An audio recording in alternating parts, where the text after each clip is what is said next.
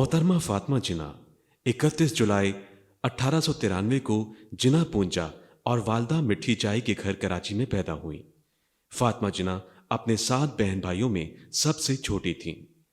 سب سے پہلے بھائی محمد علی جناح، احمد علی، بندے علی، رحمت علی، بہن مریم اور شیریں۔ فاطمہ جناح کی پیدائش کے وقت ان کے بڑے بھائی محمد علی جناح اعلیٰ تعلیم کے حصول کے لیے انگلستان میں مقیم تھے۔ فاطمہ جناح جب 2 سال کی ہوئیں تو ان کی والدہ وفات پا گئیں۔ وہ اپنے بھائی سے اسی وقت ملیں جب محمد علی جناح 1896 میں بیرسٹر بن کر واپس آئے۔ 17 اپریل 1901 کو جب آپ کے والد بھی وفات پا گئے تو گھر کی ساری ذمہ داری محمد علی جناح نے سنبھال لی۔ 1919 میں انہوں نے کلکتہ کی انتہائی سابقتی یونیورسٹی میں داخل کیا گیا، جہاں انہوں نے تعلیم حاصل کی اور doctor R Ahmed dental college سے فارغ ہونے کے بعد فاطمہ جناح نے بمبئی میں دانتوں کا ایک کلینک 1923 میں کھولا۔ فروری 1929 میں فاطمہ جناح کی بھابھی یعنی محمد علی جناح کی بیوی رتن بائی کے انتقال کے بعد فاطمہ جناح نے اپنا دانتوں کا کلینک بند کر دیا اور اپنے بھائی محمد علی جناح کے گھر چلی گئیں اور گھر کا سارا چارج سنبھال لیا۔ اور یہی فاطمہ جناح کا اپنے بھائی سے ایسا تعلق پیدا ہوا جو ان کی وفات تک قائم رہا۔ فاطمہ جناح کا پولیٹیکل کیریئر اس وقت شروع ہوا جب ان کے بڑے بھائی کا پولیٹیکل کیریئر شروع ہوا۔ محمد علی جناح کے پولیٹیکل کیریئر کی کامیابی کا راز اگر ہے تو وہ ان کی بہن فاطمہ جناح ہیں۔ انہوں نے پولیٹیکل زندگی میں قائد اعظم محمد علی جناح کا بھرپور ساتھ دیا۔ وہ اپنے بھائی کے ساتھ ہر عوامی نمائش میں شانہ بشانہ کھڑی رہیں۔ تحریک آزادی میں خواتین کے کردار پر جب بھی بات کی جائے تو اسے مادر ملت فاطمہ جناح کے بغیر ادھورا اور نامکمل تصور کیا جاتا ہے۔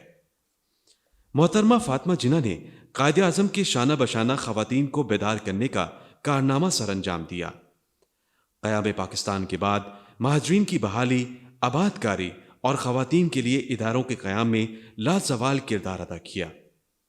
ملک میں پہلا مارشل لاء کا نفاذ فاطمہ جناح کی جمہوری فکر اور سوچ کے منافی تھا۔ قائد اعظم محمد علی جناح ہمیشہ اپنی بہن فاطمہ جناح کے لیے کہتے تھے کہ فاطمہ جناح میرے لیے روشنی کی کرن ہیں۔ 1941 میں مسلم خواتین اسٹوڈنٹ فیڈریشن کے قیام میں بھی آپ نے بھرپور دلچسپی لی، جس نے بعد میں تحریک پاکستان میں نمایاں کردار ادا کیا تھا۔ قیام پاکستان کے بعد مہاجرین کی آمد اور ان کی پاکستان میں آباد کاری جیسے مسائل حل کرنے میں بھی مادر ملت نے اہم کردار ادا کیا۔ انہوں نے مائی بردر کے نام سے کتاب بھی لکھی جسے پبلش ہونے سے روک دیا گیا۔ بعد میں 1987 میں یہ کتاب پبلش ہوئی، مگر اس کتاب میں تلخ حقائق پر مبنی بہت سے حقائق کو نکال دیا گیا۔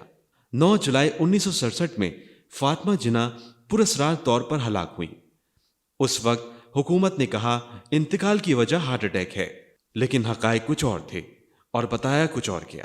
ان کے جسد خاکی کو غسل دینے والوں کے مطابق فاطمہ جناح کی گردن اور بازوؤں پر زخم کے نشانات تھے اور کپڑوں پر بھی خون کے نشانات تھے۔ ان کی موت کا ہارٹ اٹیک سے کوئی تعلق نہیں تھا۔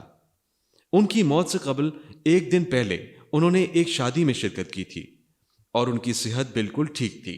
لوگوں کو آپ کی میت کے قریب بھی جانے نہیں دیا گیا اور احتجاج کرنے والوں پر آنسو گیس کی شیلنگ کی گئی۔